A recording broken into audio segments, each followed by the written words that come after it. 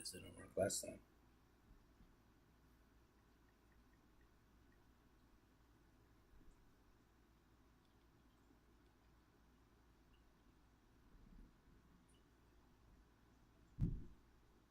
Don't be sorry. You'll use this a lot in guarantee once you guys start working in the field. Okay. Okay.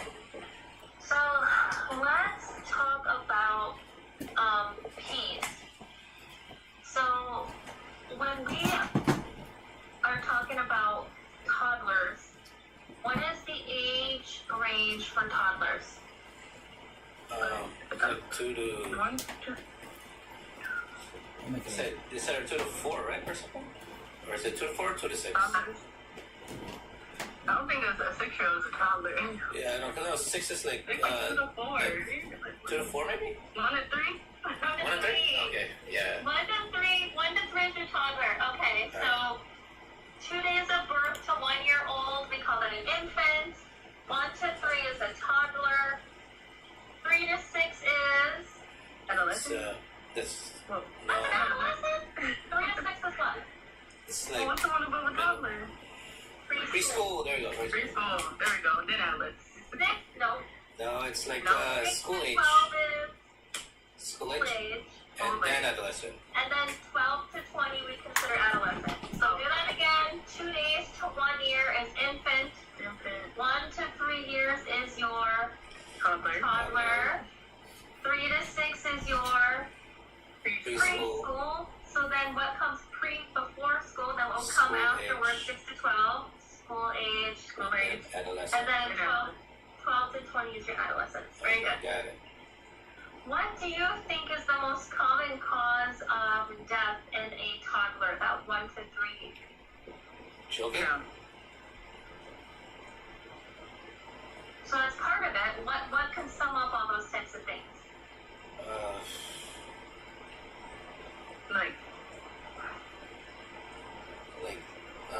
I mean, is it injury or? So unintentional injuries. Unintentional injuries is the #1 cause of death. Second leading cause of death is congenital anomalies, so like heart defects and things like that.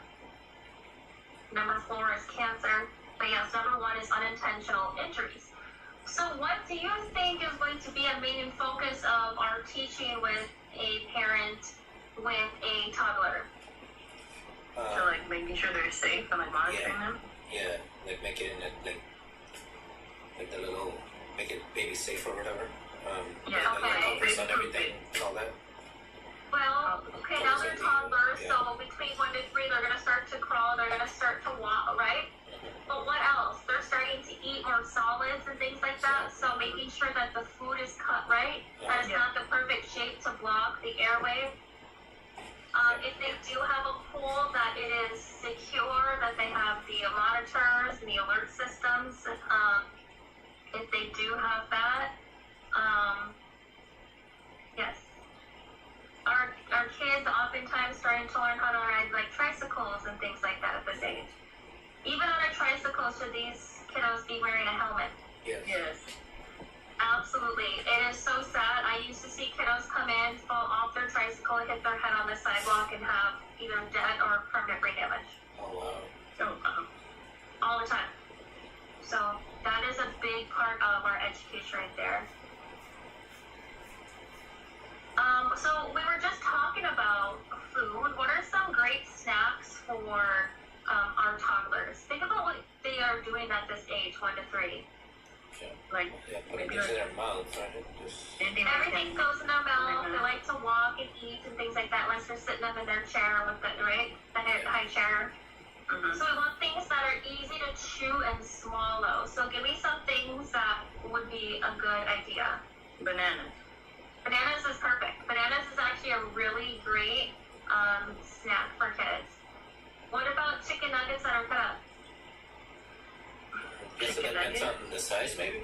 Or is it Yeah, too so if you cut up a chicken nugget, those are usually soft and well, not like a McDonald's one, the outside's crusty, but yeah, like a chicken nugget, that's nice and soft and easy to chew. That's another good one. What about applesauce? Yeah, applesauce. Yogurt.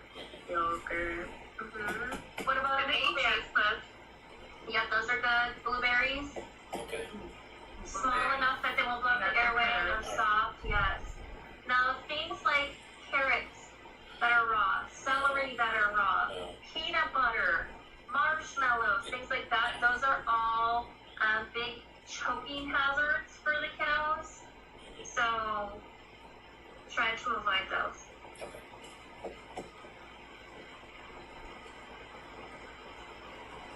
The puffs are great because even if they choke on a puff, their spit after a while is gonna dissolve the puff.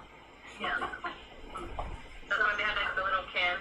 Like Yeah. for the baby. Oh, those banana ones are actually really good. Those banana puffs.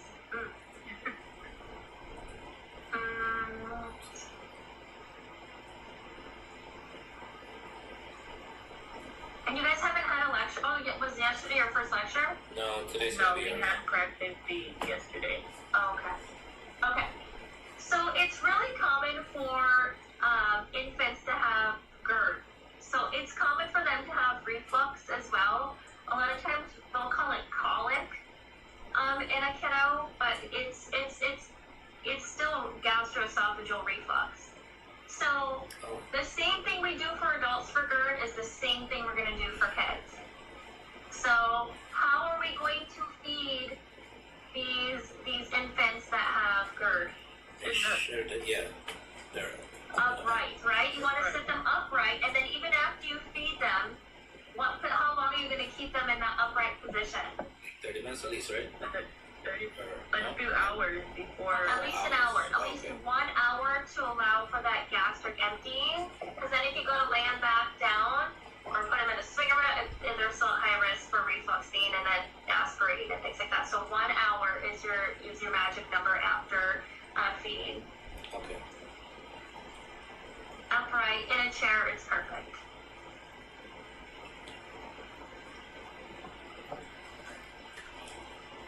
When we are taking pulses on infants, where are we taking these pulses? Apical. Why? It should be the most developed so far, right? Or I don't know. That's the only rationale I can think of. Even in an adult, what is your most reliable, accurate? Yeah, the mitral. The mitral. It's your apical pulse. Your apical pulse is always, even in adults and kids, it's going to be your most reliable. Think about it.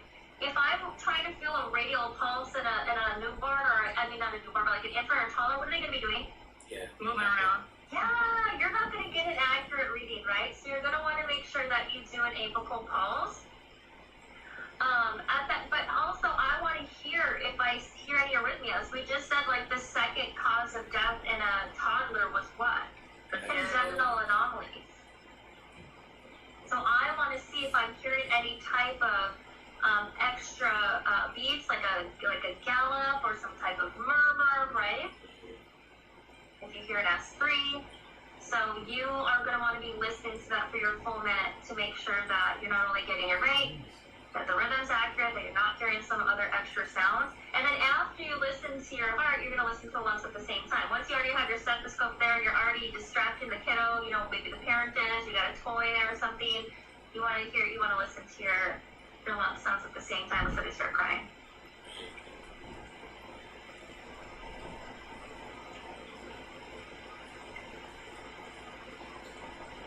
So a really sticky topic between in peds is child abuse and neglect. Okay. And it's really hard in peds too, because think about yourself when you were a kid. I was bruised. I was outside playing, I was doing things, I was bumping into things, I was falling, and is that typical for especially the age range where they're learning to walk or their gait is still unsteady? They're bumping into things, they're falling down. So when they come in to see us, whether it's at a clinic or you're a school nurse or something like that, it's going to be common to see those bruises. But how can you kind of differentiate between normal bruising and then something I'm really worried about? The handprints, maybe? Yeah. Okay. If you can see if there's, actual handprints, if they have, and like where do you kind of expect to see bruises on a kiddo? that are Like like, their knees. Knees, yeah, like joints, elbows. or like, yeah, or shoulder. like right here, walking into, yeah. If I see multiple bruises in like various stages of healing, I get like a little bit, worried. And then you want to ask the story, right? You want to make sure that the story lines up too. The history of the bruise and what the caregiver is telling you lines up with what you're seeing, right? Right. Yes. So you want to get a good history of that. What is the possible cause of the bruise? How is the interaction between the caregiver and the child?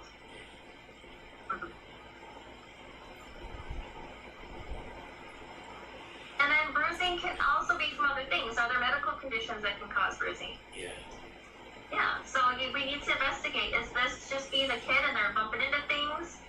Do they have some type of underlying diagnosis that's causing them to bruise easier or have these bruises? Certain cancers can cause that. Certain blood disorders can cause that, like hemophilia. Yeah, so it's like, I'm thinking that too. Yeah.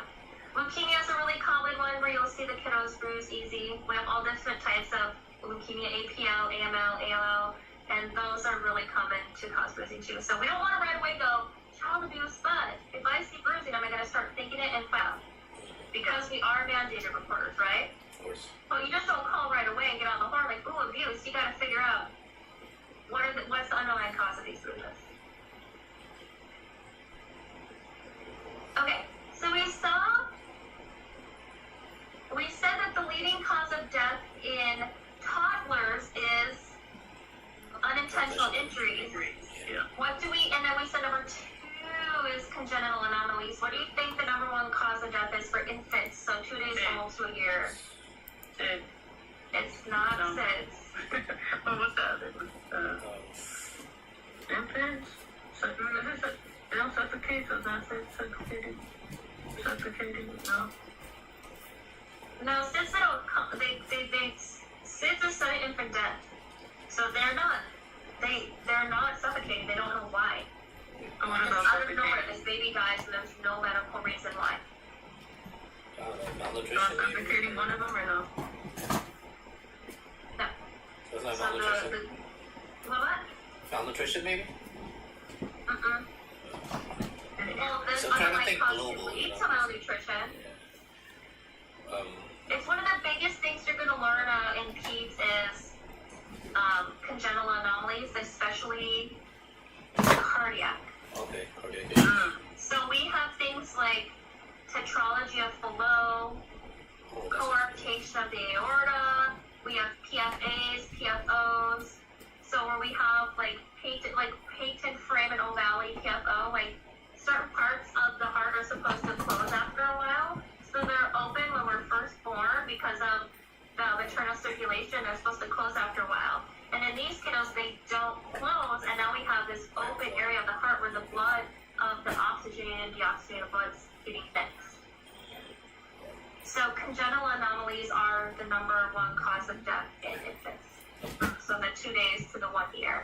It doesn't have to be just cardiac. Cardiac is one of the most common anomalies that are congenital, but there can be other ones. So pulmonary ones are common.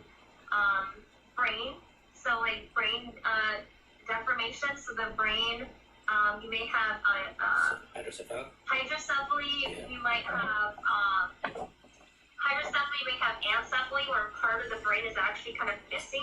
Oh. They look really interesting, those kiddos. It's really sad. They don't live very long.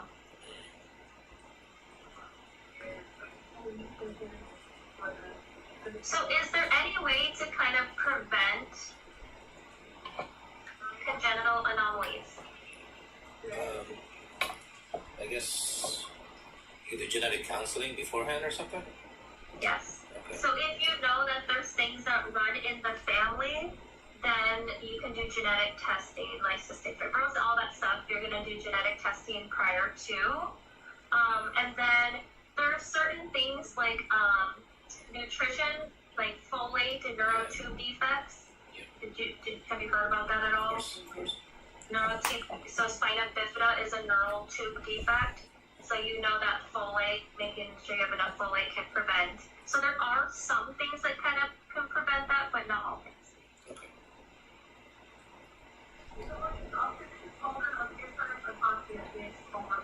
So we were talking about SIDS earlier, so let's focus on SIDS. So SIDS stands for Sudden infant But death infant, syndrome. yes. So we do not know exactly what happens with SIDS. These babies are usually put down to sleep at this time when SIDS occurs. So we are really careful about how we're placing or positioning infants to sleep. So what is the best way to place an infant Back to sleep? like that. Yeah. So we always, our saying is back to sleep. You're putting them back to sleep. So you put them on their back. A lot of times we even use them in the hospitals. Unfortunately, we have these frogs. Like, you know what I'm talking about? They literally look like a frog or like a onesie sewed up and like filled with something warm so that the babies have something weighted. If you're ever going to use something like that, you can only use it while you are visibly watching that baby. You can't put a frog on the kiddo and then like walk away. Do you know what I'm talking about? Have you seen the frogs? Really? You know, we have like weighted blankets for comfort as adults. Mm-hmm. So it's basically like that, but it literally, it's like a frog kind of stretched out, or like, picture a baby onesie kind of with all the holes sewed up and like something weighted in it. And you can position a baby, or you can position around the baby so they have that like gentle weight for soothing. But just, you know, educate the parents to only use that if they're in the presence of that child.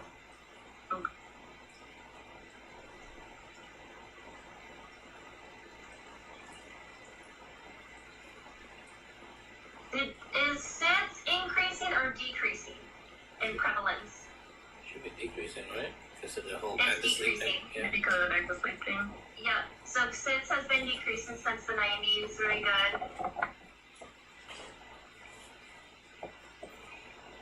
So, we are not sure the complete pathophysiology or like what's going on with SIDS.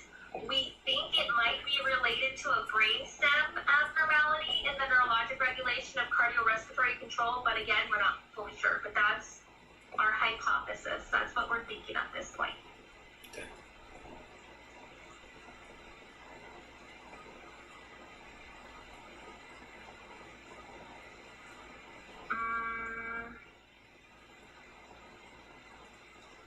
Let's continue with nutrition. So we said bananas. When we have toddlers, everything's in their mouth. They're transitioning and things like that. Applesauce, yogurt, blueberries, all those soft things, sliced bananas, not a whole banana, a sliced banana. Those are all perfect. Oh my gosh, Ariana, you're like, gonna give me a seizure. I know what's going on. Just turn off your camera. There we go. Okay. So those are all perfect for toddlers. Infants, obviously, they're what? How are they getting their nutrition? Formula, I mean, the milk, the breast milk. Yes. Or if they're getting formula, but Yeah. When do we often transition from breastfeeding to whole milk? What's the age if they're breastfeeding? When do we transition from breastfeeding to whole milk? is it 1 year? Yes. 12 months, 1 year. Because once they hit 1 year, then they need to start getting more, their body has different needs that need other foods. So 1 year, we're going to transition from breast milk to whole milk and then start introducing rice cereal and other things and continue to increase.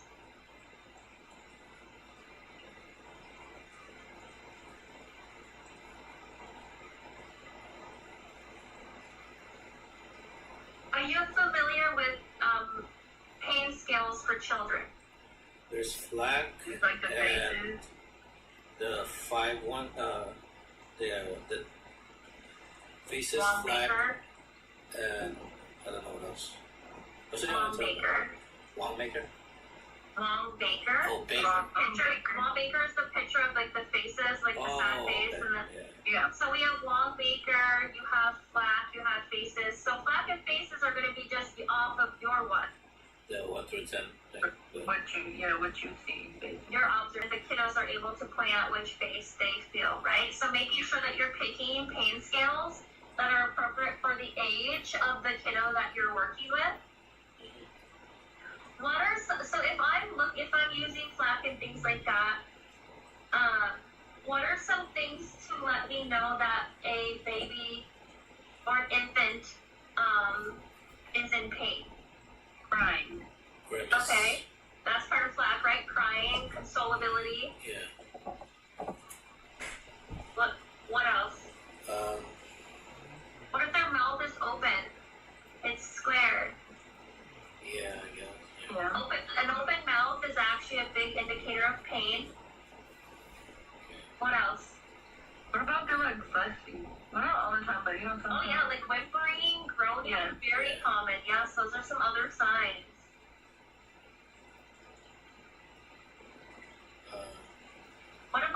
Just What about dilated pupils? dilated. Sounds about right. I've never seen a baby, but Yeah. No, infants will have dilated pupils if they're in pain. They might even keep their eyes closed and Oh, really tighter. tight as Yeah. well. yeah, like that. Yep. But when they do open their eyes, you might see that they have these dilated pupils when they're in pain. It's really sad. And then what about increased movement? Yeah. Oh, yeah. So they're Yeah, they're flailing their extremities, right?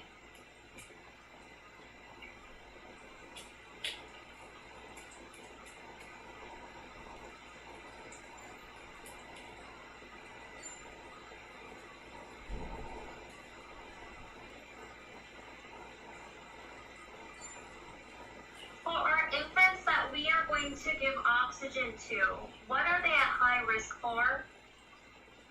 You know which one? You're going to give oxygen to infants. okay. What are they at high risk for? Yeah, I don't know. If you give them oxygen, Mm-hmm. maybe something respiratory. I don't know. I'm drawing a blank on. Okay, so when you have infants, let me make it a little bit more specific. What if we're working with, you have to give oxygen to a baby that's,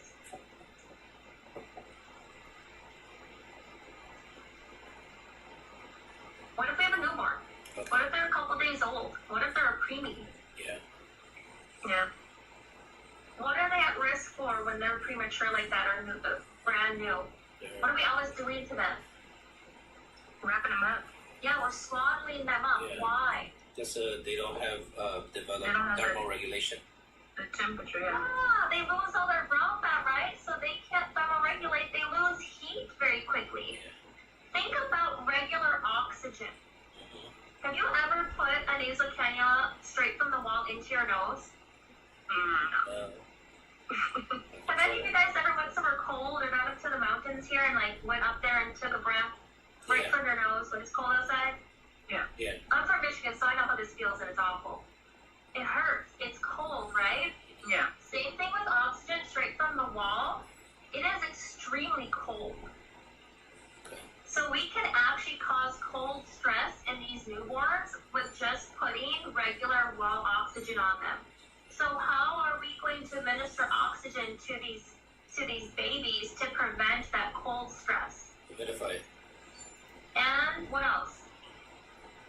What's it called? Is it warm? Warm something. Yes. Something with We're warm. going to do warm. So we actually have warmers. So we're going to give warm, humidified oxygen to these babies. Why we don't do it to everybody, I don't know, because it's way more comfortable. But yes, we're going to give warm, humidified oxygen. Okay. And then you're going to, even if it's just nasal cannula, I still want to check the eyes. You can get corneal abrasions and ulcers from oxygen, especially if you're doing like hoods and things like that, or like lobi, because it can dry out the mucous membranes of the eye, and you can get ulcers in the eye. So always make sure that you're checking the eye, mucous membranes of your kiddos anytime you're administering oxygen, okay? Okay. Also, on newborns, there's only a certain percentage of oxygen that you're allowed to go up to. Do you know what that is? Yeah. 2 liters? Is it percent? Via nasal cannula, the percentage. Percentage? Mm-hmm. Can you do full 100% oxygen, or do you can only? What's the percentage of oxygen that you can go up to? 95? I guess. Oh. These are on newborns. Newborns? Oh. 90? I don't know. 95? 70. 70. 70? Did you look that up, Ariana? No. You can't even see? I just guess. I have a good guess, I guess. So 70% is the max that we can go on newborns. If you go above 70%, they're at risk for bronchopulmonary dysplasia and retinopathy, which I just talked about, remember, with the eye? So 70% is the max O2 via nasal cannula that you can go. I would know that. That's a huge safety thing. Okay.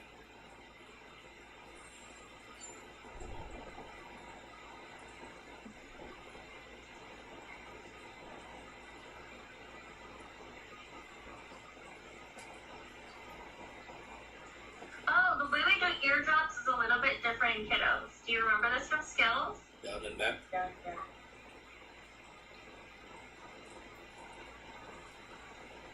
What are you pulling down? The pinna. The pinna. Very good.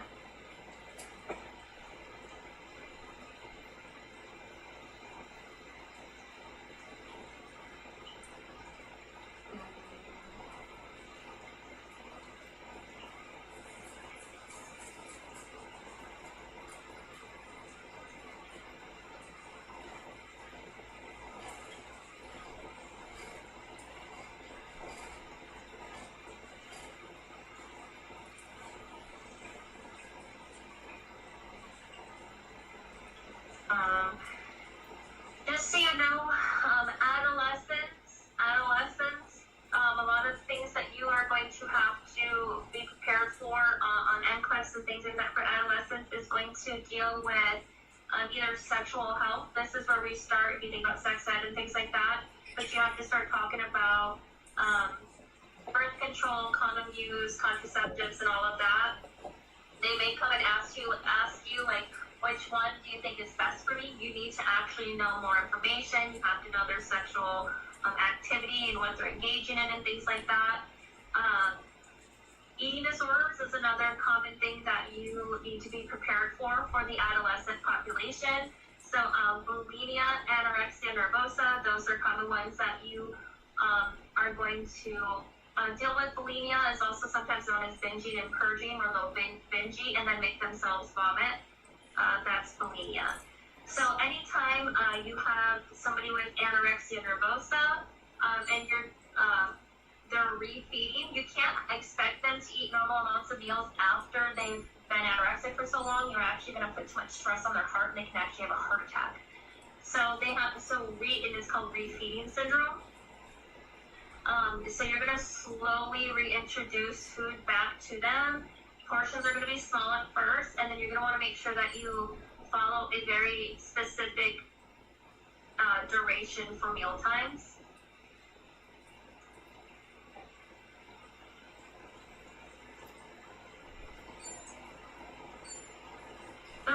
Why do you think that you want to have a very specific time set in how long they're going to be there for their meal? Why do you think that's helpful?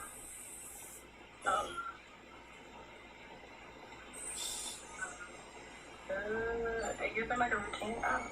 Maybe to make sure they're not purging? Yeah. So not bulimia, this is anorexia.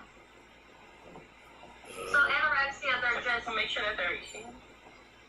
But why do you think it's helpful though? Besides that, like, why do you think it's really helpful for the client? What's their anxiety around food, right?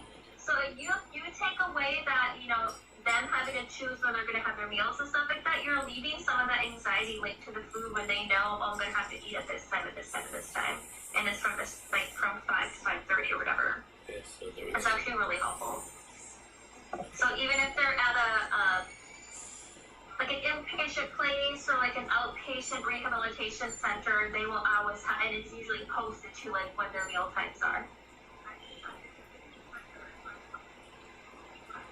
Even with anorexic though, that have not been bulimic before, at places like that, you do need to monitor when they have meals. You do not let them use the restroom unless you go in. The doors are usually left open to make sure that they're not purging.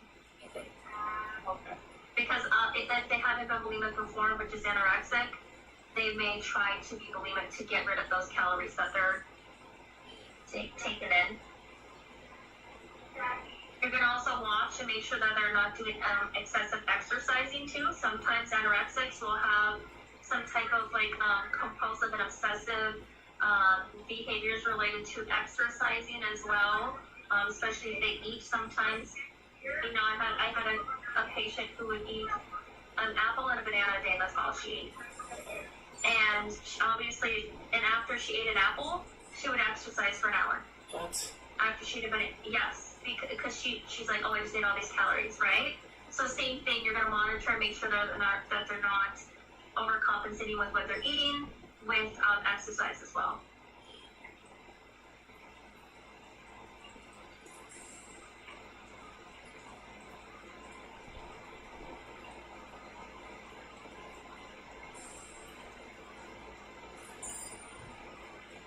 And then anorexics, just so you know, usually when we're refeeding, they usually start out on liquids, and then we transition them just like a child. Liquids, then they start on soft, and then they get their solid foods. Okay. Okay.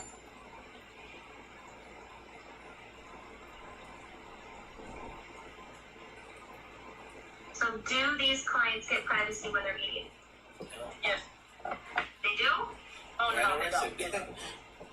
No, you want to make sure that they're actually eating. You want to make sure that they're not trying to purge or hide their food. Oh man, they are good at like Pocketing. magic tricks too, like calling their food, acting like so. Yeah, you have to always check, make sure you look, you know, under their lap, napkin. Like, yes, they get very good at this. Do they get anxiety from that? Do they get anxiety? From like somebody watching them? The anxiety usually isn't from someone watching them. It's them maybe because they're not able to do what they want to do with the food and hide it. But their anxiety is linked to the food itself. Of course, there's usually like other underlying like mental health issues linked to the eating disorder as well. And that's why therapy is always going to be in conjunction with you know, treatment and refeeding and things like that. Okay.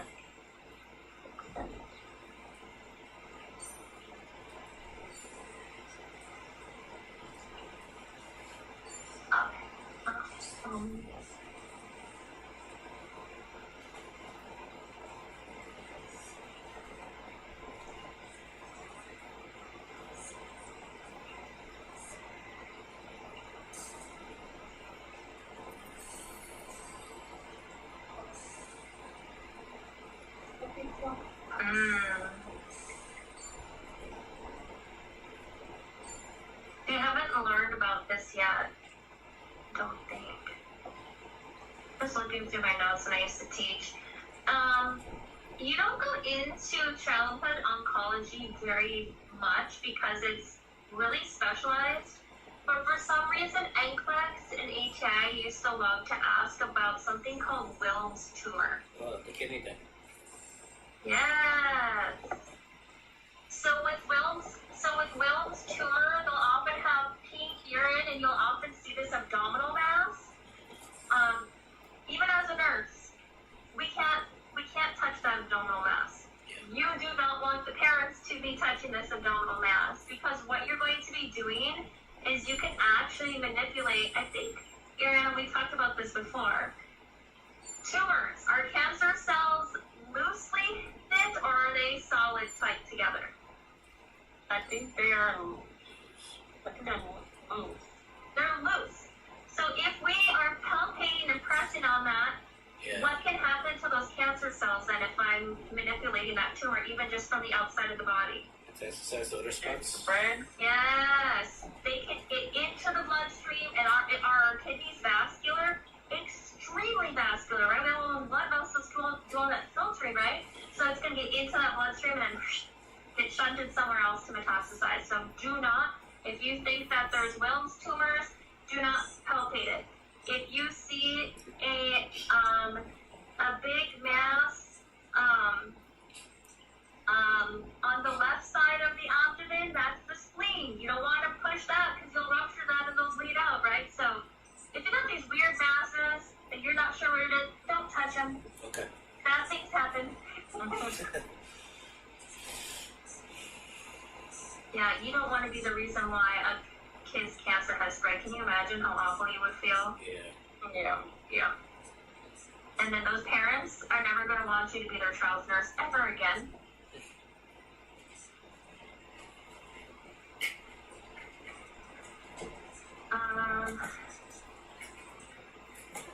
How do we know, like, let's say we had a kiddo who came in dehydrated. Give me signs and symptoms of dehydration in an infant.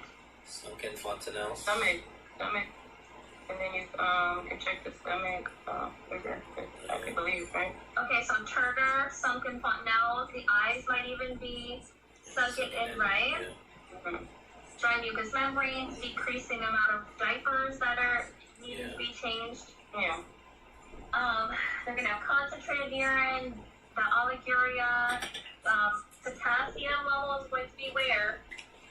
Where does your potassium go if you're extremely dehydrated?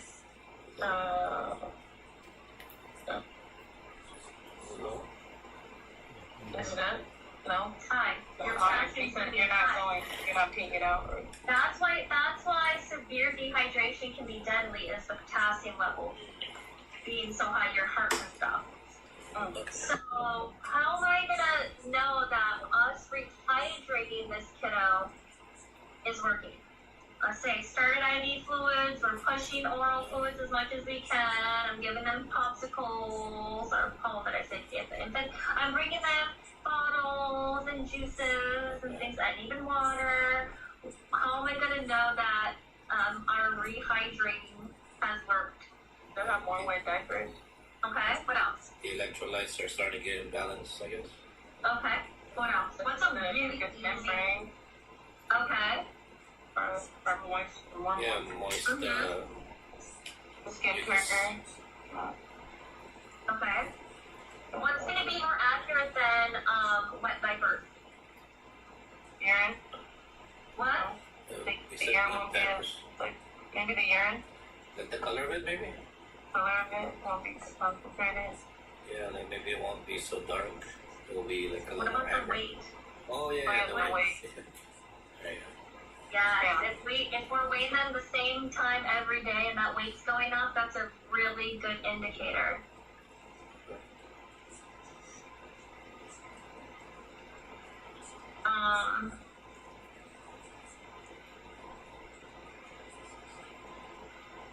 Now, wet diapers does help with hydration, at a quick glance, but I like weight better because that lets me know it is incidental fluid loss, but it also lets me know fluid balance changes. So that's why your weight is going to be the most accurate.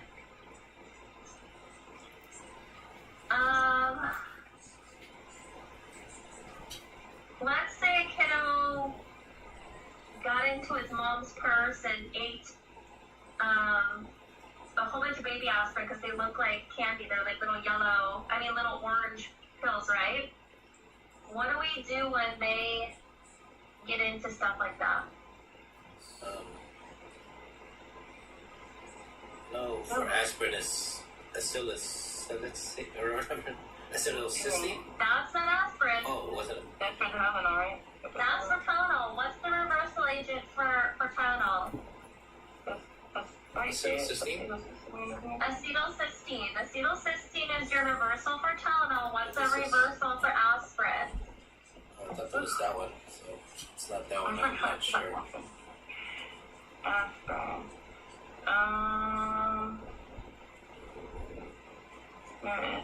There's it.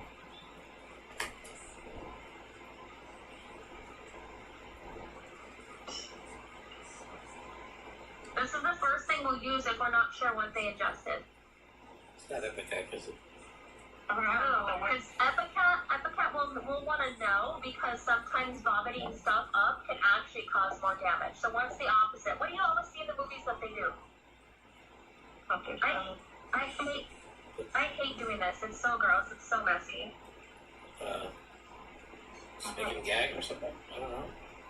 We give activated charcoal. Oh. Oh yeah. So you drop an NG and you are putting activated charcoal. Okay. Do you want Epicat or aspirin? No. Think about it. Lots of aspirin's going to put us at risk for what? Bleeding. Bleeding. And now the stress of the vomiting and stuff like that, so... Yeah, okay.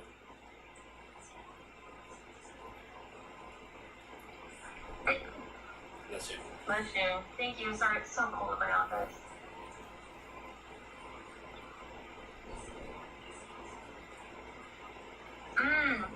Did you learn how to give liquid oral medications to kiddos? Yeah. Syringe How or do you do set it this? off. That's in the without the. It's like in the nipple or the cheek. Without Yeah. Set the it off. that what's that piece called? Like it doesn't have the whole syringe. It's like you take it off. Oh, it looks like a measuring spoon. No, but we have PD pods that look like actual syringes. They just don't have the warlock area. They just have like a little rounded tip. Yeah. Isn't like the sack like a nipple, like cheek?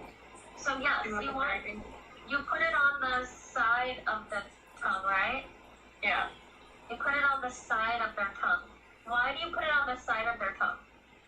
So that they don't aspirate? True. Yeah. It prevents aspiration, and then you don't just squirt the whole thing, right? You just do a little bit at a time on the side of that tongue.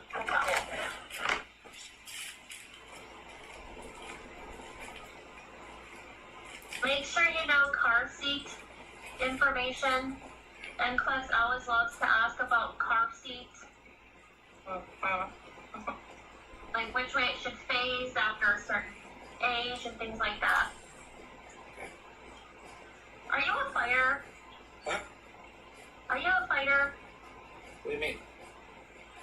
Tell me, right? Because I had a student who did MMA and who was always doing the stuff you're doing. Oh.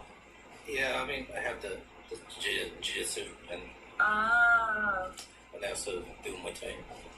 Oh, he would always come. Oh, I had a friend who was a girl. Well, not a friend. I was a student who was a girl who did Muay Thai. And then I had this guy who was coming all bloody and beat up and he did MMA. I'm like, you? I don't know how you do that. So I told you about car seats.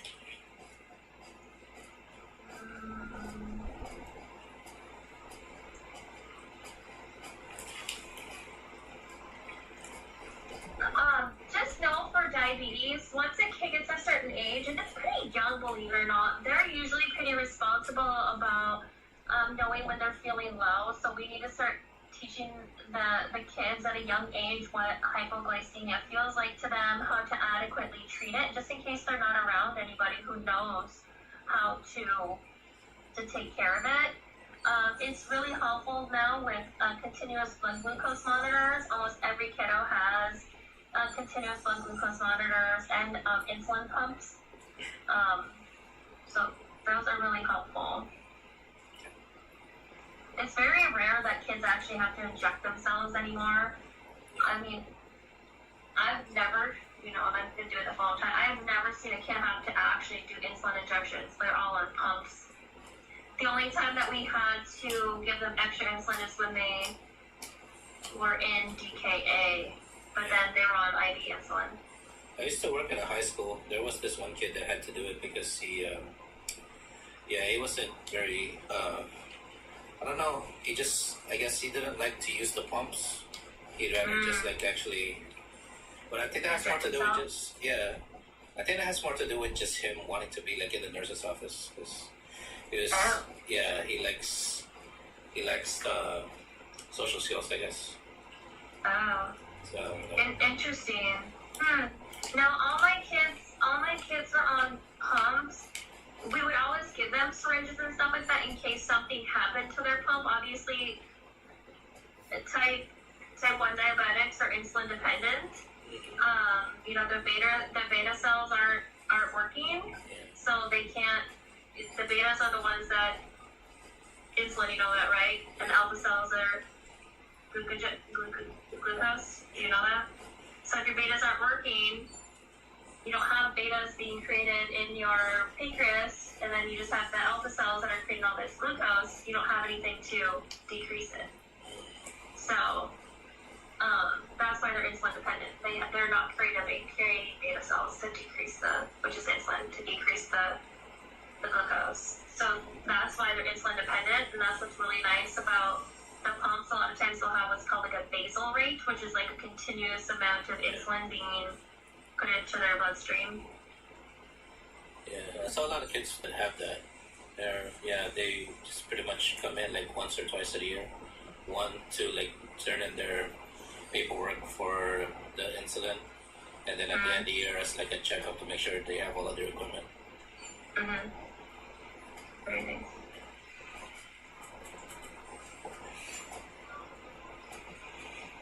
Kawasaki's disease.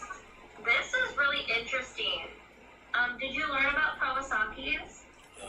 Not yet. We might learn about it today. Yeah, I need to look that up. Okay. So Kawasaki's disease, but I won't talk about it too much since we haven't learned about it yet, is a cardiovascular disorder. And they get something really cool. Look it up for me. Look up strawberry tongue. Strawberry tongue. It literally makes the tongue look like strawberry.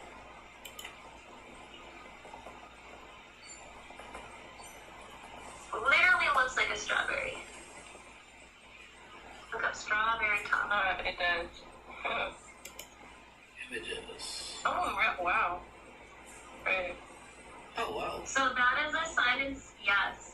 So that is a big gold standard sign and symptom. Kawasaki's, if it's left untreated, can cause damage to the blood vessels. But that big strawberry tongue with those papillae being, almost looking like seeds because those are swollen, that's a big symptom that is really easy to see. But it causes this inflammation of blood vessels throughout the body. So that's Kawasaki's. Again, when you go through it, make sure you know it because it's a very common disorder that I see on NCLEX and exit exams all the time. Okay.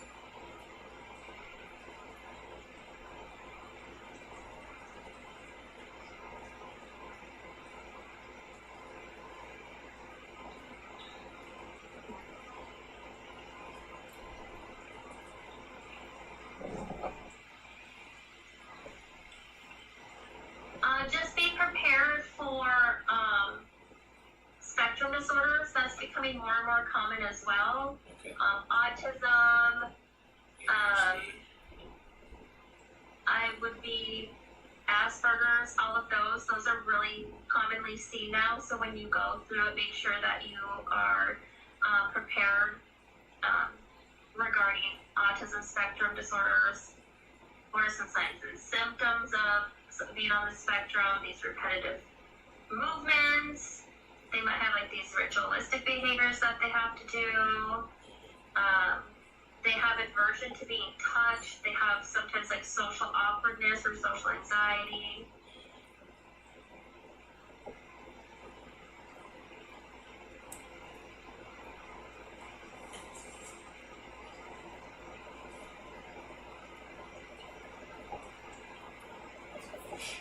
So we already talked about eating disorders and anorexia nervosa and bulimia and things like that. We talked about that they don't get privacy when they eat, that we want to make sure that they're not purging, that they're not over-exercising and things like that. But something that I see on the other side of the spectrum now is childhood obesity. It is getting more and more common. I don't judge, because a lot of times if you talk to these families, they are not able to afford nutritious meals, or they're working 3 jobs to, stay afloat and pay for rent, and sometimes cheaper food or convenient food is, all they can do at that time. So do not approach with judgment. I guarantee half the time if you hear these stories, you will just feel heartbroken. But it is unfortunately becoming more and more common, and what I'm really seeing as a complication of childhood obesity is what? Diabetes. Type 2 diabetes. I am seeing I had an 8-year-old the other day get diagnosed with type 2 diabetes. Wow. Yes. So think about this. We can control it, but are they still at risk for neuropathy, kidney issues, eye issues? Yes, and especially that young. Think about all the damage to the blood vessels and stuff like that at such a young age. So absolutely, type 2 diabetes is becoming, unfortunately, more and more common. Yeah, the fast food places aren't really helping it either, because they're coming out with all these like deals, like meal deals, family meal deals, and it just. Yes, absolutely. And then they have these toys that are enticing to kids, right? Yeah.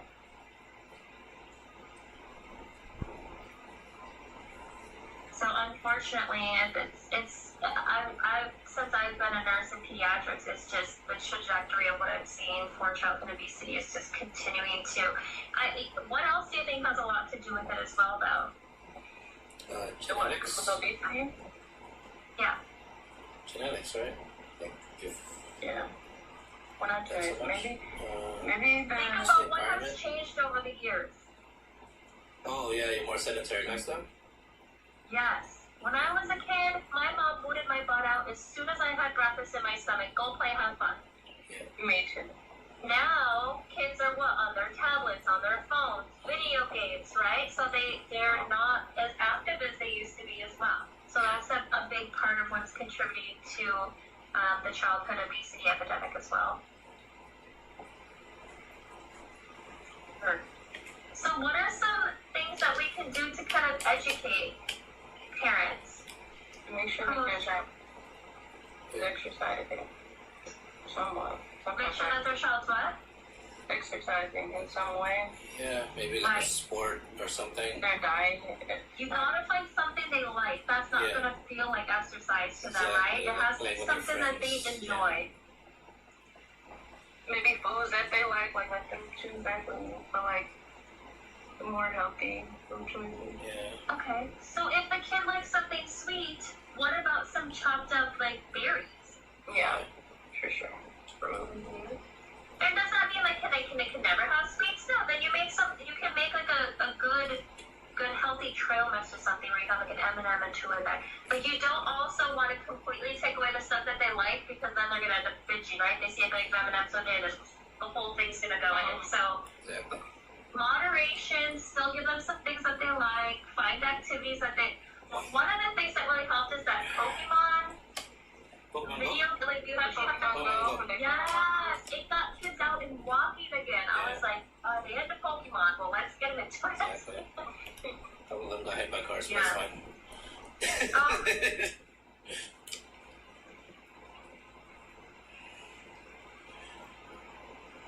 Another thing, even though I don't see it as much as I used to, FAS or fetal alcohol syndrome, you want to know the signs and symptoms of the fetal alcohol syndrome. They usually have a widened between their nose and their mouth.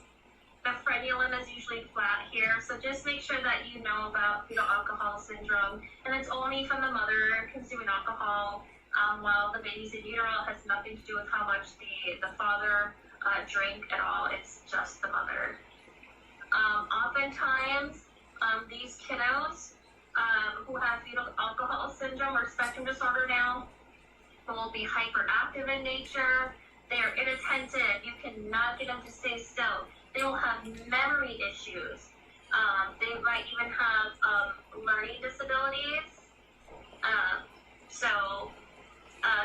Know a little bit about FASD.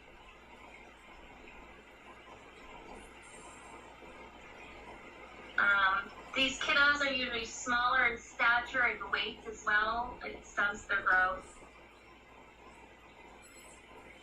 Failure to thrive. So So you want to know about FTT, failure to thrive. They have that low body weight.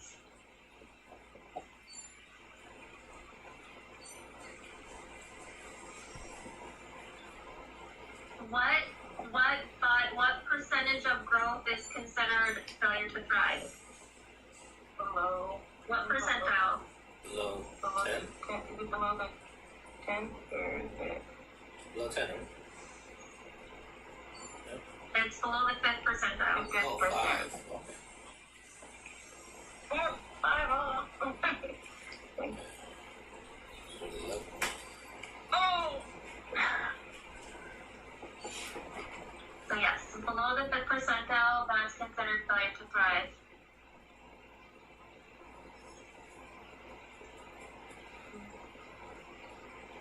Appendicitis is really common. It's not anything different for peds than it is for adults, so you should be good there.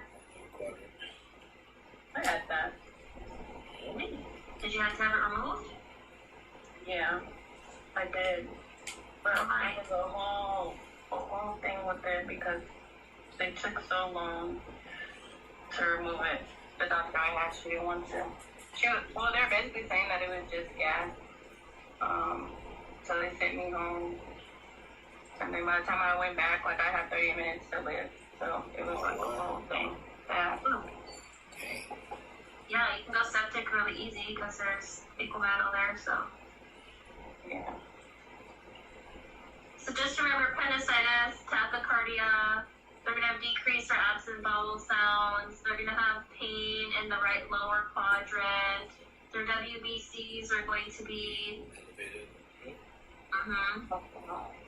Yep.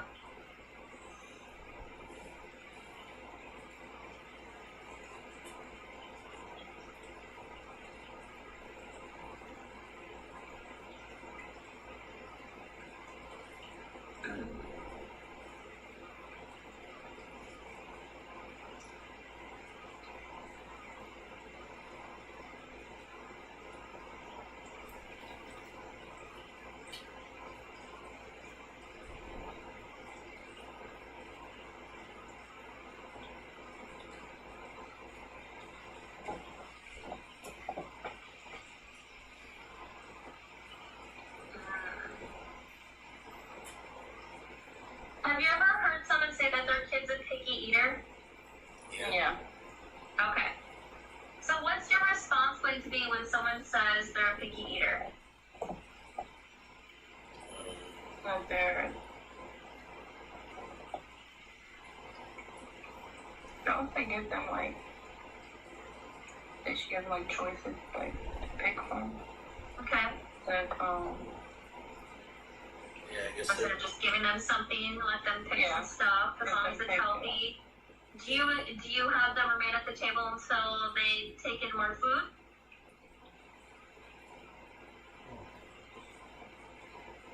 No? No. This can actually promote poor nutritional habits, so we don't want them to do that. Okay.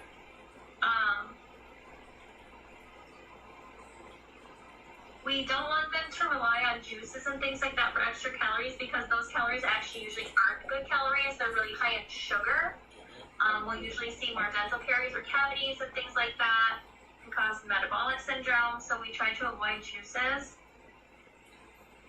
Sometimes it's normal for kids to go through this picky eater stage, especially if they are like in their preschool age. For some reason, a lot of parents, when it's their first time with like their first child, they're used to them going from like they're not used from toddler to like preschool. Toddler to preschools, actually they don't eat that much more than a toddler. A preschooler only eats a little bit more than a toddler. So, you know, maybe their expectation of what they should be eating and things like that is higher than what it really should be. So just making sure you're kind of digging into like describe what picky eating means, how much are they eating, what are they eating, dig in a little bit more as well.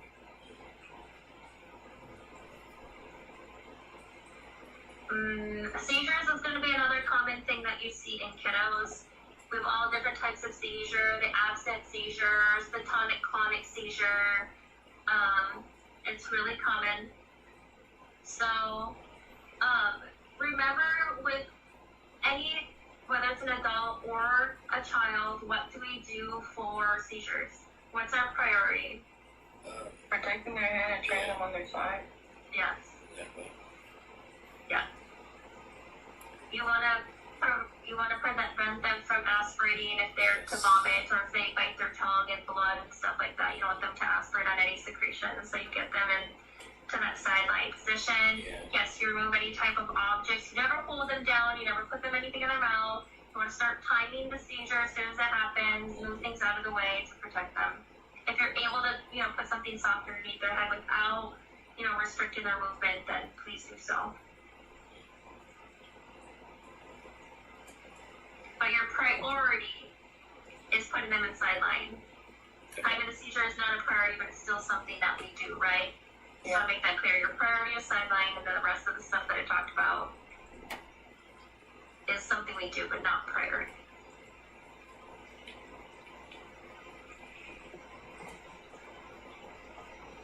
By what age does a infant double their birth weight? Or should they? Is it 3 or 6? It's 6. 6? 6 months? Okay. It's 6 months. By 6 months, they should double their birth weight.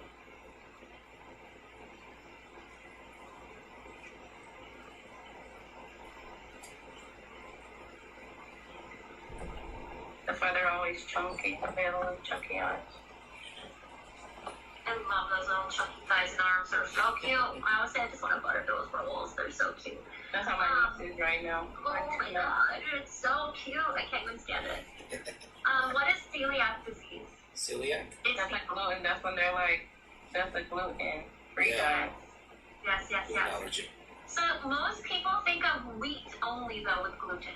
Just so you know, NCLEX is going to know wheat equals gluten, so they are going to test you with things like barley, rye, right? So other things besides wheat. All things nutrition like that, they are going to ask you things that are a little bit outside of what they know you already know. So just be prepared.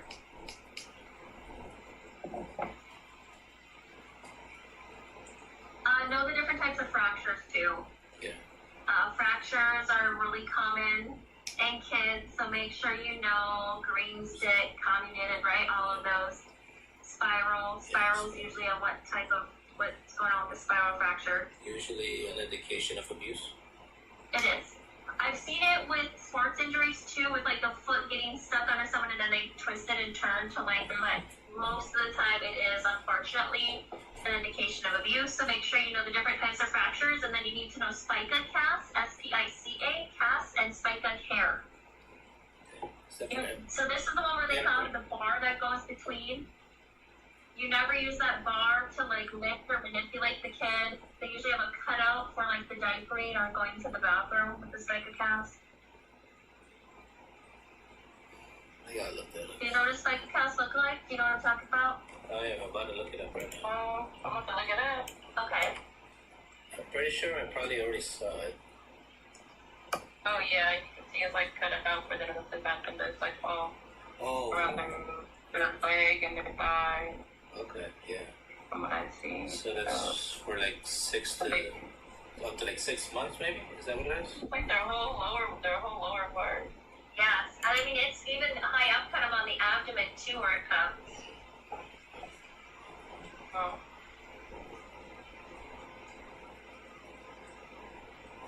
Okay, so see that bar though, for some reason everybody wants to use that bar to like lift up to be able to dive. You cannot use that at all.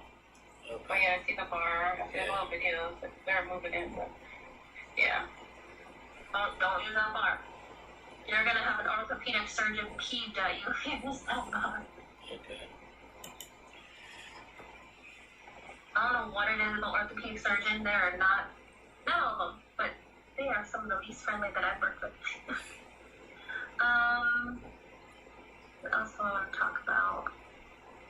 Oh, asthma. Asthma is another thing that's going to be very common, like respiratory things. So asthma, RSV, croup. So just be prepared for respiratory questions, how to give inhalers with spacers properly.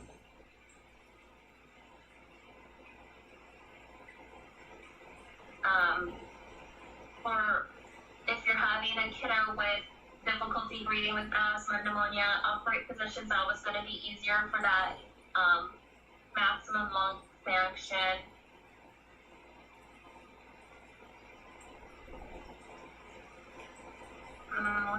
Sickle cell crisis.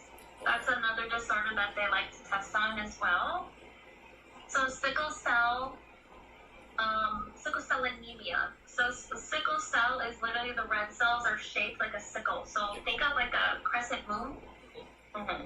That's what their red blood cells look like. So the life of the red blood cells are shorter for those who have sickle cell anemia. And then think about a normal red blood cell. It's like a ball, right? A perfect circle. So it's easier for them to bounce off of each other when they're like this, right? But if you have these sickles, what can happen easily? Yeah, this bounce off. This, yes. So that's why they get the pain with sickle cell crisis is these sickle cells clump together and cause clots. Mm-hmm. So it can be dangerous. They can have strokes. I've had a lot of priapism with kids where the clot went into the penis and they had an erection that lasted a long period of time. It's actually really important to talk to these kids about it because they'll get embarrassed. They won't want to tell their parents or anybody about it, and then they can have permanent infertility and damage. Yes, that happened to one of my sickle cell boys, and it was very, very sad. He was infertile at 7 years old because he was too embarrassed to tell somebody what was going on. Oh wow, That's crazy. It's very sad. that sucks. Mm-hmm. So yes, this can go anywhere. Being dehydrated can cause sickle cell. So them being sick from any type of infection or illness or whatever increase their risk for sickle cell crisis or dehydration. Makes sense. If these cells are sickled like this and I'm dehydrated, makes my blood thicker, right? It's going to be easier for those sickle cells to clump together. So hydration is going to be a key factor for these sickle cell kiddos. Then I said that their cells are dying at a faster rate than a normal red blood cell. So we have the buildup of byproducts of these dead red blood cells. So we'll often do chelation to help remove those byproducts of those red blood cells.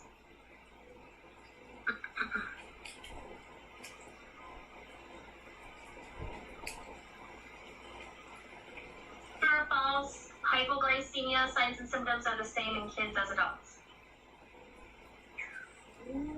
True. You're good to go there.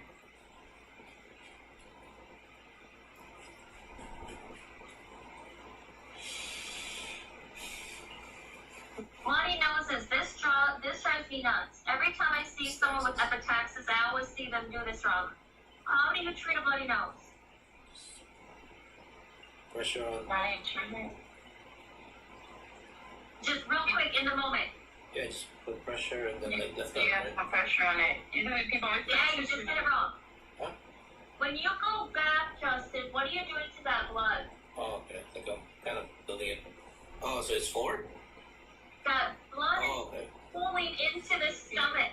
They're gonna feel nauseous. They're gonna want to puke, right? Yes. You pinch and tilt forward. Okay. Everybody always goes backwards. They do. I don't know who started this thing, but it makes sense, right? Because all that blood, Yeah, because I think it's gonna go. You pinch high, right, and you tilt forward. It's usually about 10 minutes. And then you'll pinch and hold forward for about 10 minutes, and then you want to check and see if it's clotted and bleeding has stopped.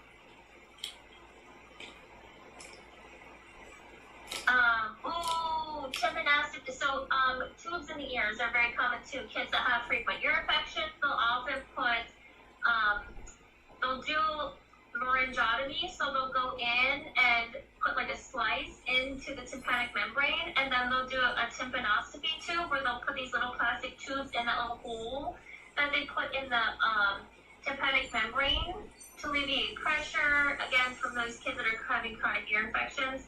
It's really common for these tubes to fall out. Okay. And we don't do anything right away, unfortunately.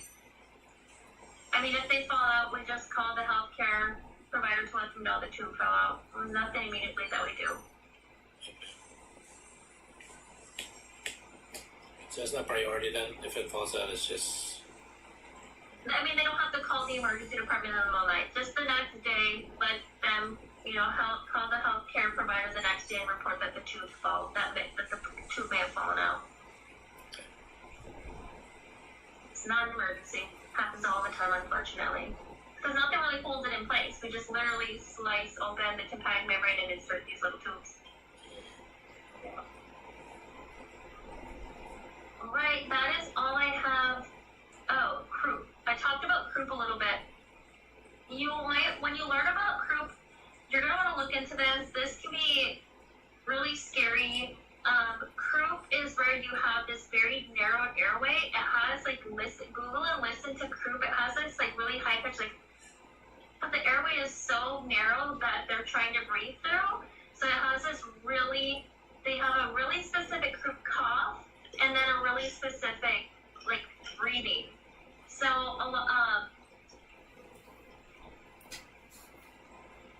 croup, you'll want it.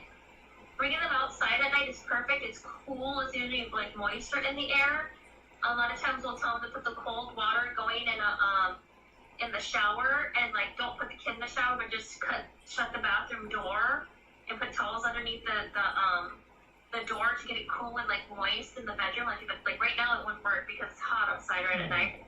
So just cool, moist. That's what we'll do for them when they're hospitalized. Is they'll be in a tent with cool mist. They'll be in a cool mist tent.